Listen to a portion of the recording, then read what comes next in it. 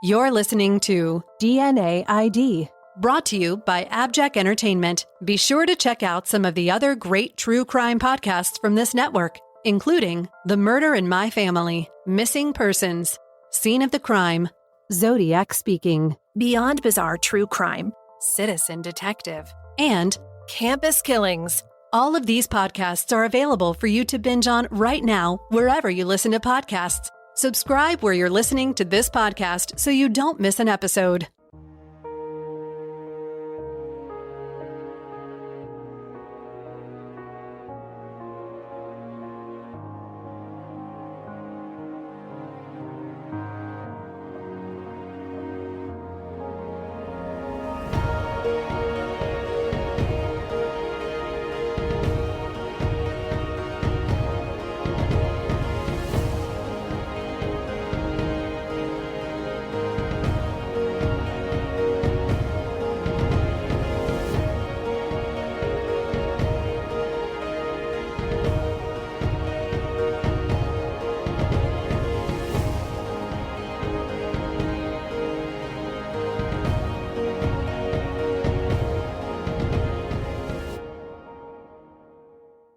In late morning on Sunday, June 16, 1974, a Lake Park man and his two teenage sons were walking around Singer Island, which is not an island but a peninsula off South Florida in North Palm Beach. It features parks, recreation areas, and 5 miles of pristine beaches.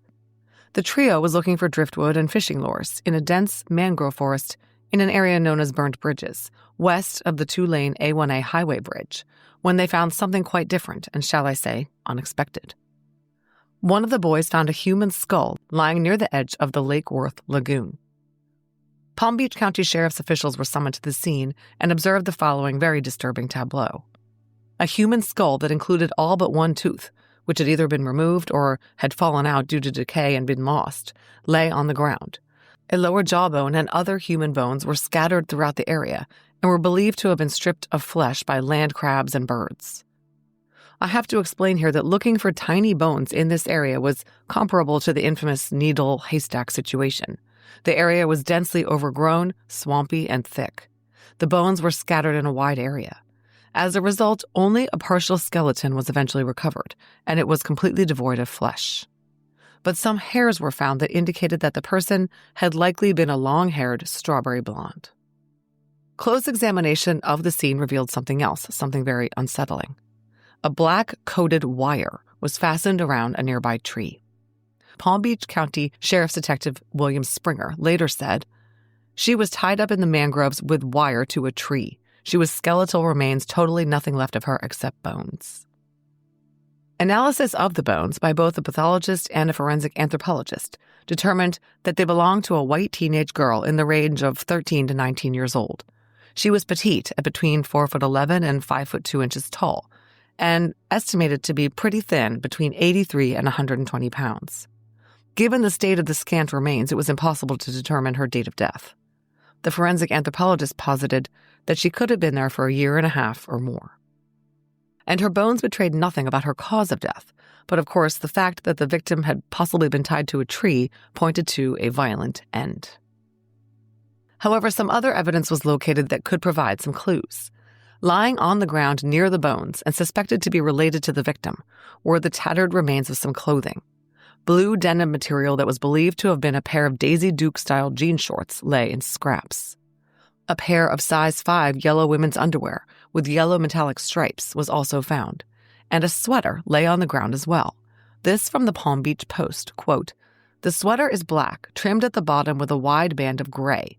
Full-length gray sleeves protrude from the sweater, capped sleeves, giving the sweater the appearance of being a two-piece garment.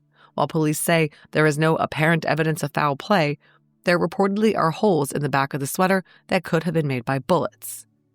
We haven't been able to determine if they are bullet holes," Sheriff Heidman said. "They could be, but we haven't found any lead bullets at the scene yet." End quote.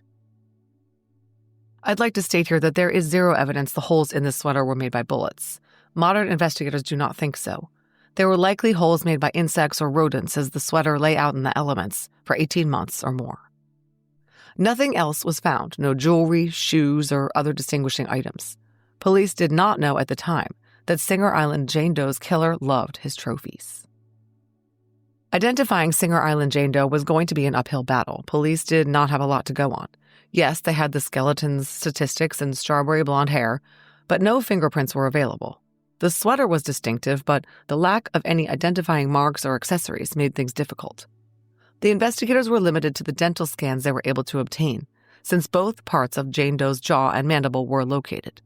Singer Island Jane Doe was noted to have overlapping front teeth and a bit of an overbite. She had had dental care with some filled teeth, but she also had 3 decayed teeth that needed fillings.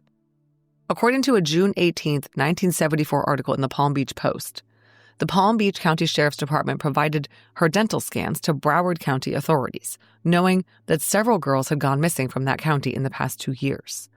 But Singer Island Jane Doe did not match any of them. Florida Department of Law Enforcement flyers with Jane Doe's dental records were sent around to area agencies, but nothing ever came back. "If we came up with an identification of this skeleton, it'll be a stroke of luck," Sheriff William Heidman told the Palm Beach Post. "The way young girls are hitchhiking today, this girl could have come from anywhere in the country." There was one early lead, though, that seemed promising. Teletypes about the unknown remains found on Singer Island reached authorities in Michigan, who were looking for a missing teen from their state.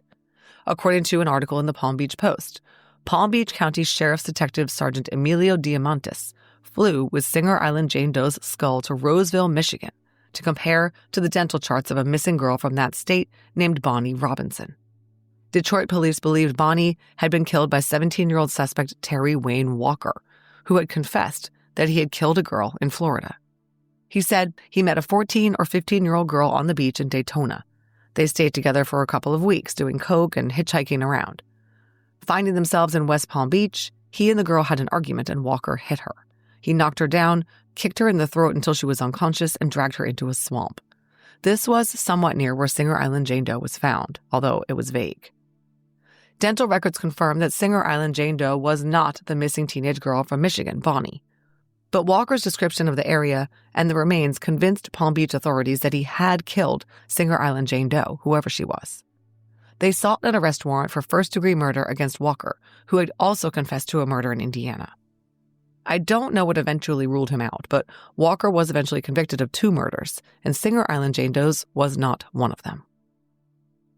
It's very unclear what happened with Singer Island Jane Doe over the ensuing years. Reading between the lines of what I was told, it seems that her skull was sent around to various anthropologists, the additional bones were possibly misplaced, and she was forgotten about for a while. Detective William Springer had been a homicide sergeant at the Palm Beach County Sheriff's Office until 2010 when he retired, and he was aware of the Singer Island Jane Doe case. He returned to the agency as a cold case detective in 2013 and started to determine what cold cases they had on the books and what evidence they had. Singer Island Jane Doe's case was one of them. I don't have any details, but for a time, it was unclear where Singer Island Jane Doe's remains were located. But then her skull and mandible were found in a box still labeled with the medical examiner's case number. And now, with advancements in DNA technology, they had the opportunity to try to obtain DNA for Singer Island Jane Doe. They did so in 2015, and her STR DNA profile was entered into CODIS's Unidentified Human Remains database. No matches were made there. Let's talk about why you should be giving a masterclass subscription for the upcoming Mother's Day.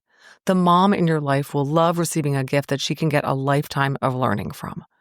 You'll recall I gave my sister-in-law a masterclass subscription for Christmas last year. She told me she loves it. She's a foodie, so she particularly loves the Michael Pollan classes on all things edible. As for me, I've really been enjoying author Michael Lewis's series on how to tell a great story. As a podcaster who strives to keep listeners informed, engaged, and entertained, mastering the art of storytelling is a crucial skill. Lewis's appealing, easygoing narrative style is so relatable his classes are a joy to watch. Masterclass makes it so easy to learn from the best to become your best. Just $10 a month billed annually gets you unlimited access to over 200 instructors, and every class is accessible on your phone, computer, smart TV, or even in audio mode. And here's some great news. Our listeners always get great discounts on Masterclass of at least 15% off any annual membership at masterclass.com/DNAID. See Masterclass's latest deal, at least 15% off at masterclass.com/DNAID. That's masterclass.com/DNA-ID.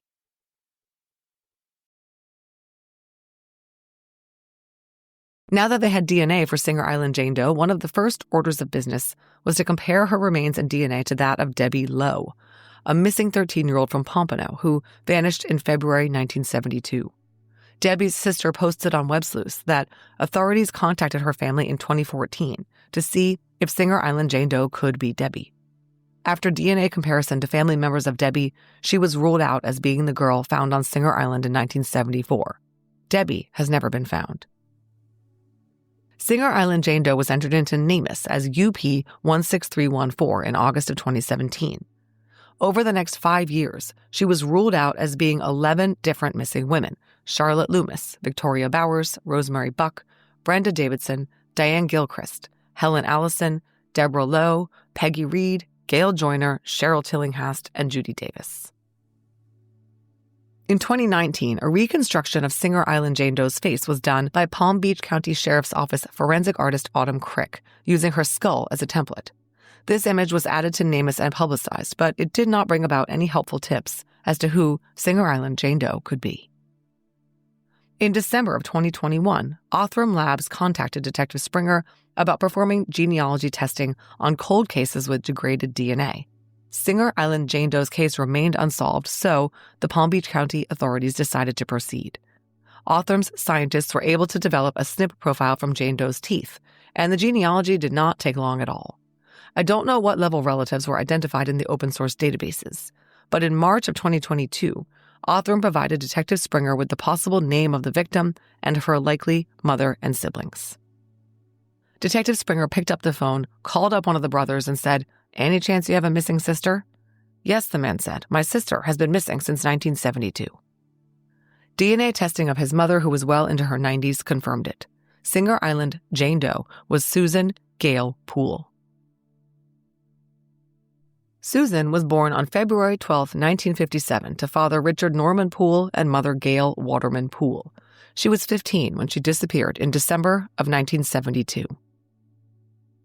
Most of what we know about Susan has been revealed by her sister, Patty Poole, just 1 year younger. Patty has given numerous interviews, telling WPBF of her sister, quote, "She was beautiful. She had a beautiful smile." Patty described Susan to the Palm Beach Post, saying, quote, "She was a hippie. She was happy and had a lot of friends." Susan, like many teens in the 70s, loved rock and roll, wore alternative clothing, and was known to hitchhike. This from the Washington Post, quote, "When Poole went missing in 1972, she was living in the Pan American trailer park off Andrews Boulevard with her mom, dad, and several brothers in Broward County, and staying sometimes at a friend's house in Wilton Manors," end quote. Susan had dropped out of high school and was couch surfing and hanging out with a core group of friends from the trailer park she lived in, and then she vanished. Susan's family had no idea what had happened to her. Patty told WPLG that she remembered the day her sister disappeared. Quote, "I knew something was wrong when I saw her purse on the couch of a friend of hers," she told the station. As I said, Susan had been staying with a friend in Wilton Manors, a small suburb of Fort Lauderdale, and had disappeared right before Christmas 1972. She left her clothes and purse behind, and her family soon reported her missing to their local agency. Sadly, even though Susan had left without her things, it seems likely she was dismissed as a runaway. She had run away before, so it's likely police did not take the family's report too seriously and chalked Susan up to a flighty hippie type who just took off. Detective Springer has been unable to locate a missing persons report for Susan, so it's totally possible that the police didn't even fill one out. So although the family says they met with police and reported Susan's going missing, no one followed up. In the absence of a formal missing persons report, when Susan's remains were found 18 months later an hour away in Palm Beach County, no one put together that Singer Island Jane Doe was Susan. Information sharing was very different back in the 70s. Reportedly, when Singer Island Jane Doe was found, Palm Beach authorities shared the deceased girl's dental information with Broward County law enforcement to see if it matched any missing girls there. Still, tragically, no one identified Susan. In the absence of a missing persons report, Susan was forgotten about. So Susan was identified and returned to her family, but the obvious question is, who killed Susan? Investigators have a strong theory. They believe Susan was a victim of serial killer Gerard John Schaefer. I was very surprised that I had not heard of Schaefer, because it seems he was a very nasty piece of work who is suspected of killing as many as 28 women and girls in South Florida and perhaps in other states as well. He was convicted of only 2 murders, but as we will hear, killed many more women than that. Robert Stone, who prosecuted Schaefer, said of the predator, quote, "He was the most sexually deviant person I had ever seen. He made Ted Bundy look like a Boy Scout." A lot of the information I'm about to give you I got from an episode of Descent of a Serial Killer devoted to Gerard John Schaefer. Gerard John Schaefer Jr. was born on March 25, 1946, in Wisconsin, to Gerard and Doris Schaefer. He was the oldest of 3. For someone who would devolve into a sadistic killer, he had a remarkably normal early life. His father was a successful traveling salesman, and his mother was a homemaker. The family relocated from Wisconsin to Tennessee and then to Atlanta, where young Schaefer attended Catholic Marist Academy. They moved for the last time when Schaefer was a young teen, settling in Fort Lauderdale, Florida, where the Schaefers were members of various yacht and country clubs. But the Schaefers' marriage was strained, and Schaefer Sr. was an alcoholic and philanderer. Young Schaefer felt he could never live up to his parents' exacting expectations and perceived them both as critical and cold. He felt they would have loved him more had he been a girl, and he started experimenting with wearing women's underwear. At age 12, he learned that he received sexual gratification from tying himself up, so he would tie himself to trees and masturbate, and sometimes would self-harm.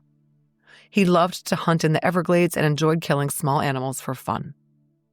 On the normal end of the spectrum, he was a very good golfer and played football at Thomas Aquinas High School for his sophomore and junior years, although his classmates don't recall him ever taking the field. He also had relationships with girls who described him as polite and a gentleman.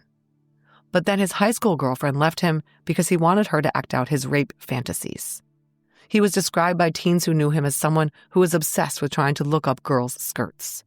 From there, he progressed to being a peeping Tom, watching his attractive neighbor Lee and other women through their windows, and he started stealing women's underwear.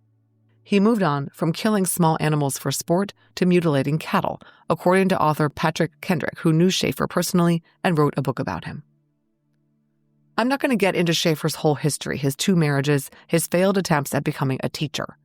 In summary, after graduating from high school in June 1964 and dropping out of Broward Community College, he matriculated at Florida Atlantic University. He worked as a security guard at Florida Light and Power to pay his tuition. Schaefer graduated in August 1971 with a bachelor's degree in geography. I guess this was how he knew so many places where his victims would never be found. But Schaefer didn't want to be a geographer. He wanted to be a cop. On September 3, 1971, Schaefer was hired by the Wilton Manors Police Department. He attended cop school and then hit the streets as a patrol officer. But he didn't last long, and after several months was let go for stopping young female drivers and asking them out, writing too many tickets when warnings were called for, and other infractions. He next applied for a job at the Broward County Sheriff's Office, but failed the psych exam and was denied. On June 30, 1972, Schaefer was hired as a sheriff's deputy in Martin County, based on a letter of recommendation he had forged. He lasted 1 month. During his short tenure there, Schaefer left a negative impression on his colleagues by talking in very explicit terms about having anal and oral sex with his wife. Schaefer really did not fit in socially. Pat Brown, the famous profiler, said he was perceived as egotistical and obnoxious, and no one liked him. Eventually, Schaefer was diagnosed as a depressive and paranoid schizophrenic, to use the language of the day. But that was not the half of it. Schaefer had developed some disturbing paraphilias and was a sexual sadist. He learned he obtained sexual pleasure from inflicting pain on his victims, and he was turned on by dead or dying bodies evacuating their bladders and bowels. At some point, Schaefer seems to have begun differentiating between types of women and girls, the good ones, like his mom and his girlfriends and wives, and the bad ones, like hippies, hitchhikers, and bimbalinas, as he called them. They deserved nothing but punishment. And Schaefer began fantasizing about killing them, and then began carrying out his fantasies. It's unknown exactly when he killed his first victim, but he soon decided to step up the thrill and started doing doubles, as he called it. He hunted girls who were in pairs, abducting them, restraining them, and torturing and abusing them while the other watched, taking turns and taking his time. He liked hanging his victims and watching them die. His downfall came when he picked up 18-year-old Pamela Sue Wells and 17-year-old Nancy Ellen Trotter. The girls were hitchhiking in Stuart, Florida in July 1972 when the 26-year-old Martin County Sheriff's deputy pulled over in his cruiser.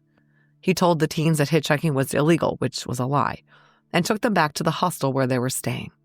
They made a plan for him to pick them up the next day and drive them to the beach, but he did not take them to the beach.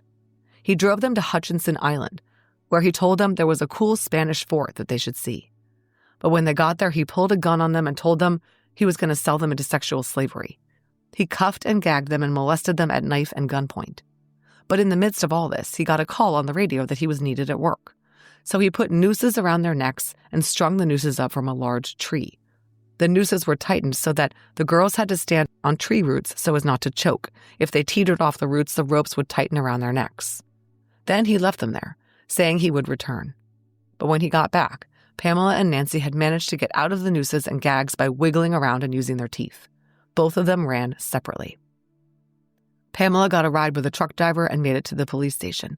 Nancy, still handcuffed, managed to swim across the river away from the scene. Schaefer discovered them gone and called his boss, Martin County Sheriff Crowder, and said, "I was trying to teach them a lesson about the dangers of hitchhiking, but I screwed up." Crowder drove to the area and found Nancy, still cuffed and gagged on the side of the road. Schaefer was fired from his deputy position immediately and was arrested for false imprisonment and aggravated assault. Unbelievably, he was released on $15,000 bond.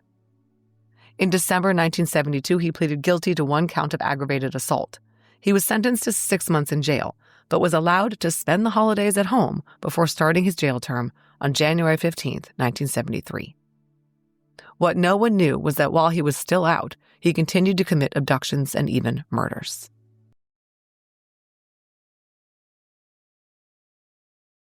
In September 1972, Schaefer was seen picking up 16-year-old Georgia Jessup and 17-year-old Susan Place to head to the beach. Susan's parents later said their daughter and her friend left with an older guy named Jerry Shepard. They got into his blue Datsun and drove off. Susan's mom, Lucille, was unsettled by the whole thing and wrote down the license plate of the car. When her daughter failed to come home, Lucille filed a police report and handed over the license plate number. But somehow one of the numbers got transcribed wrong, so the plate number led nowhere. But after a few months, Lucille learned through the media about Gerard Schaefer, now in jail for kidnapping 2 teen girls in that very county. She drove by his home and saw the same car that had picked up her daughter and Georgia. And photos in the paper showed that Gerard Schaefer looked just like the Jerry Shepard who had driven away with her daughter. Lucille pushed the Oakland Park police to investigate Gerard Schaefer, but with Susan and Georgia missing, there was not much they could do. On March 25, 1973, Lucille was allowed to go to the Martin County Jail with a photo of Susan, but Schaefer denied having anything to do with her disappearance. But his bubble would soon burst. The girls' remains, bones, were found on April 1, 1973, near Blind Creek on Hutchinson Island by men looking for scrap metal. The girls were identified by dental records on April 5th. Susan had died after being shot in the jaw, but the crime scene indicated that both girls had been tied to a tree and unspeakable violence done to them. They were both decapitated, and the tops of their skulls never found. Teeth had been forcibly removed. Georgia had been cut in half at the waist. Each was missing an arm through mutilation. Susan's mom was right. Jerry Shepard was Gerard Schaefer, and he had killed her daughter and her friend in the most horrific manner imaginable. Schaefer never again saw the light of day. Pursuant to a search warrant, police searched the apartment Schaefer rented in Stuart, the home he shared with his wife, and the room Schaefer had lived in at his mother Doris's house before he had remarried. Among his possessions there was found a treasure trove of evidence, including Susan Place's purse. But also found were trophies from women who had vanished off the face of the earth, never to be seen again. These items were identified by the families of missing or murdered women as belonging to their loved ones. A profiler who analyzed Schaefer's case believed these items were masturbatory aids that helped him relive the fantasy of sexually abusing and killing his victims. For example, found in Schaefer's room was a locket belonging to Lee Bonadies, who had gone missing in September 1969. She had known Schaefer, as she was his neighbor when he was a teenager.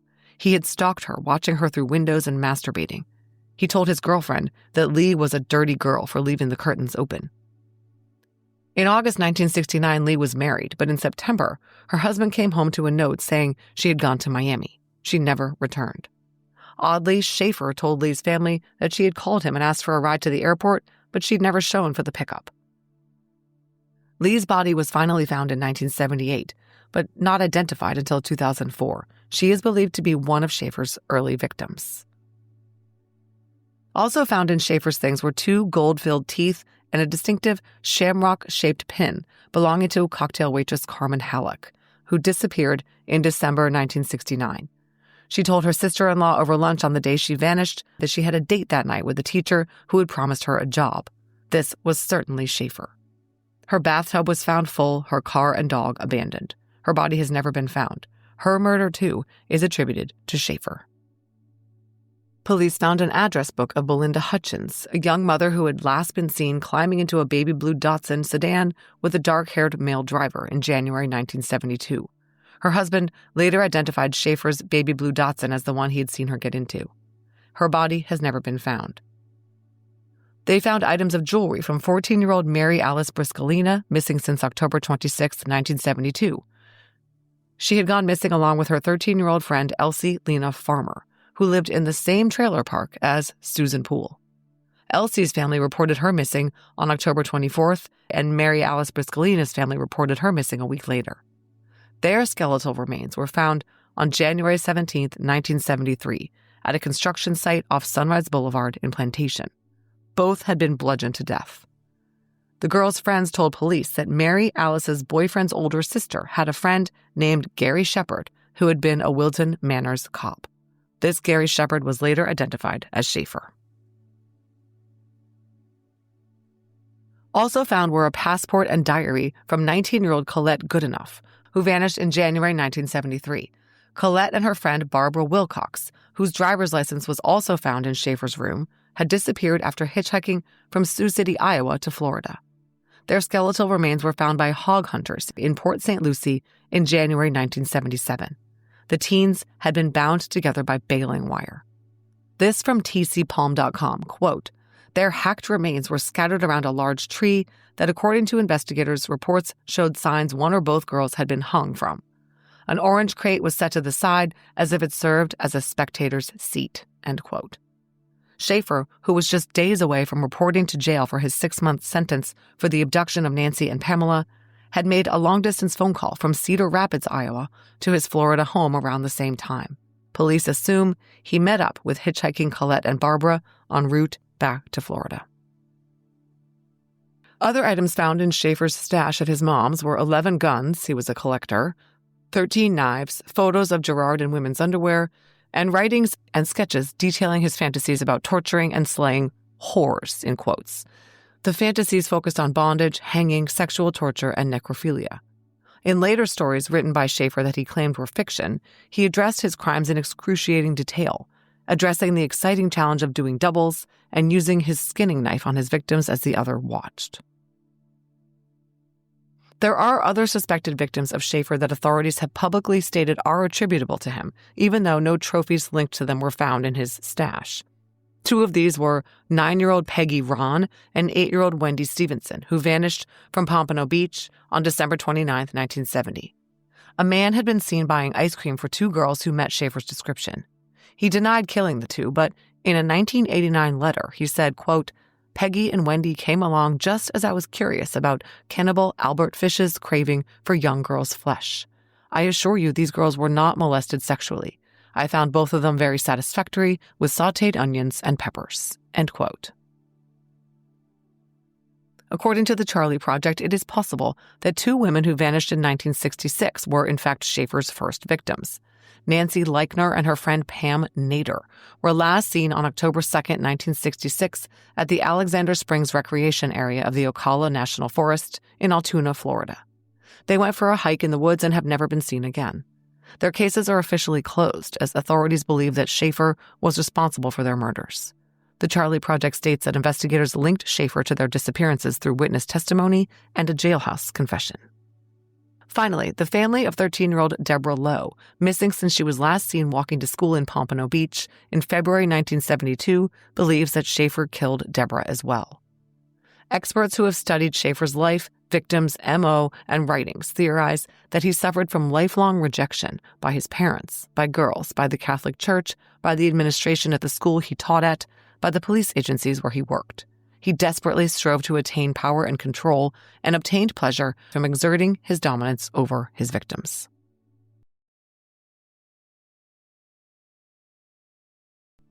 Okay, so what happened to Schaefer once he was caught? In the wake of police identifying Susan Place and Georgia Jessup, he was charged with 2 counts of murder.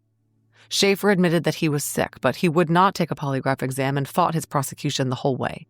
He submitted to mental evaluations from 4 psychiatrists, who all concluded that he knew right from wrong and was mentally fit to stand trial.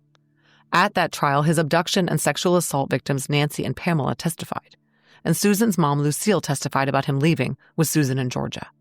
He was convicted of their murders on September 27, 1973, and sentenced to 2 concurrent life terms, which was changed to consecutive life terms. At the time of his conviction, the death penalty was not available in Florida. His earliest parole hearing would have been 2017. In prison, Schaefer met serial killers Ted Bundy, Otis Toole, and Danny Rollins. Ever trying to be seen as powerful and in charge, Schaefer had approached investigators about trying to get information on Adam Walsh from Toole. I don't know what happened with that, but Schaefer didn't make it to his parole hearing.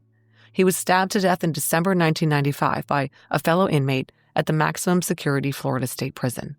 According to Patrick Kendrick, the author of American Ripper, The Enigma of America's Serial Killer Cop, Schaefer was stabbed 47 times and his eyes gouged out and thrown in the rec yard at the prison. He was 49 years old. At a press conference announcing the identification of Singer Island Jane Doe, cold case detective William Springer outlined the details of her case and how the original investigators were unable to identify her. As he put it, quote, "Detectives did their job, but they didn't have any of this new technology." Then he revealed that thanks to an IGG investigation done by Othram, Singer Island Jane Doe had been identified as Susan Gale Poole. He went on to say that his interviews with Susan's family and the friends he had been able to locate said that Susan had just disappeared one day, seemingly into thin air. This from the Palm Beach Post.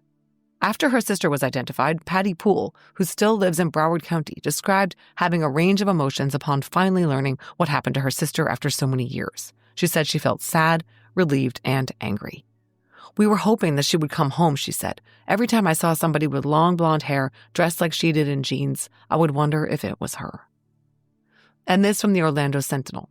Patty Poole plans to have a memorial service for her sister. She wants to take her sister's ashes to her old favorite bar and play the song "Scars in Heaven" by Casting Crowns at her sister's service. "It's devastating, but relief," she said, of learning that the remains were identified as her sister. "Put her to rest, bring her home," she said of her next steps, end quote. Susan and Patty's mom was still alive to see the announcement. As Detective Springer said, the family was happy to have answers, even if not happy with what those answers were.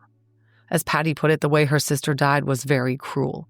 It must be a terrible thing to find out your loved one suffered an unimaginable fate at the hands of a sadistic serial killer. Speaking of sadistic serial killers, Susan's family believes Gerard Schaefer definitely killed Susan. Does Detective Springer believe so too? It turns out that for decades before she was identified, the Palm Beach County Sheriff's Office categorized Singer Island Jane Doe as a victim of Gerard Schaefer. And finding out who she was only strengthened that conviction because location and victimology were all right in Schaefer's wheelhouse. Detective Springer said at the press conference, quote, "Gerard Schaefer is the best suspect due to the location. The fact that she's tied up in the mangroves. He was active back then. He was a Wilton Manors police officer when she was living there. His MO was to pick up young girls hitchhiking. Her friends told me that she did hitchhike, so everything kind of fits that way," end quote. And remember, Susan lived in the same trailer park, in fact on the same street, as Elsie Farmer, who was murdered in the same time frame and whose death is attributed to Gerard Schaefer.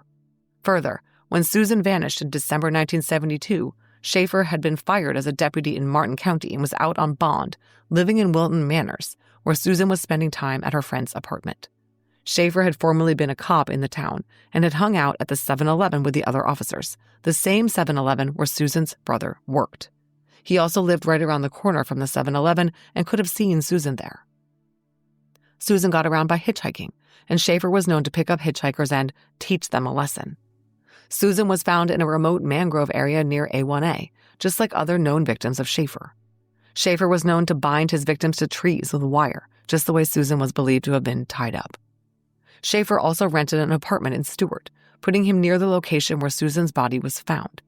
Detective Springer believes Schaefer may have become familiar with remote locations in Palm Beach County as he traveled routinely between Martin and Broward counties, which sandwich Palm Beach.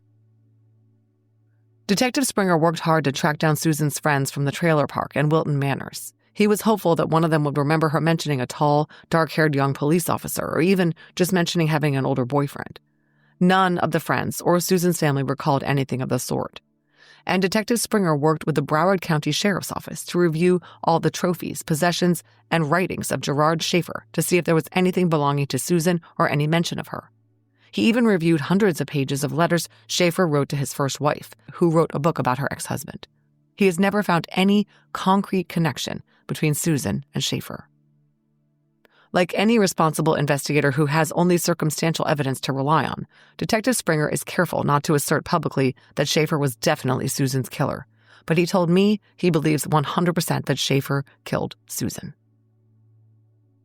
I was fascinated to see that one of the original newspaper articles covering the discovery of the bones that became known as Singer Island Jane Doe actually mentioned Gerard Schaefer.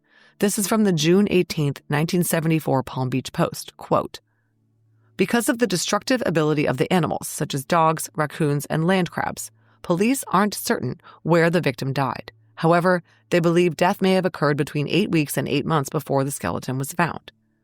But it's very possible it could have been much longer than that," a detective admitted. The scattering of bones by animals created problems with Martin County authorities last year when they found the remains of 2 Broward County teenage girls in a remote, wooded area on Hutchinson Island. Former Martin County Sheriff's Deputy Gerard John Schaefer was tried and convicted in the deaths of the 2 girls, identified as 16-year-old Susan Place of Oakland Park and 17-year-old Georgia Jessup of Fort Lauderdale. Schaefer, now serving a life sentence in Rayford State Prison, is appealing the case. End quote. Okay, so there it was in black and white. Mention of the killer and his probable victim in the same article, years before anyone put the two together. It's such a tragedy that Susan spent all those years in anonymity, while her probable killer enjoyed notoriety and infamy. He is the subject of books, podcasts, TV shows, documentaries, and studies. But at least he isn't alive to bask in his fame. And at least Susan is finally back home and can be laid to rest in peace. That is what's important now. Recently, I let listeners know about a new benefit available to them called an AbJack Insider subscription that's available through Apple Podcasts. An AbJack Insider subscription will give listeners ad-free access to every bit of DNA ID content published, both past episodes and future episodes. It will also give you benefits like early access and bonus content. Head over to Apple Podcasts and click on the DNA ID show page or the AbJack Entertainment channel to start a free trial. Thanks for listening to this episode of DNA ID. If you'd like to listen to the show ad-free and help support the show in the process, please head over to patreon.com/DNAID. And if you're interested in some fun DNA ID merch, visit the store at customizedgirl.com/s/DNAID podcast. To contact the show, please email us at dnaidpodcast@gmail.com. Follow us on social media at DNAID Podcast on Instagram, at DNAID Podcast on Twitter, or on Facebook at facebook.com/DNAID Podcast. Finally, if you want to visit our website, go to DNAIDpodcast.com. You'll be able to get all the episodes of the show, leave comments on episodes that I can respond to, and you can even leave voicemails. You'll get all the latest news about the show and important updates. Find links to our social media, merch, and a lot more. It's really your one-stop shop for everything DNA ID. DNA ID is written, researched, and hosted by me, Jessica Betancourt. It's produced by me and Mike Morford of AbJack Entertainment. Music by Connor Betancourt. Check out our other collaborative podcasts, Scene of the Crime, Missing Persons, and Beyond Bizarre True Crime.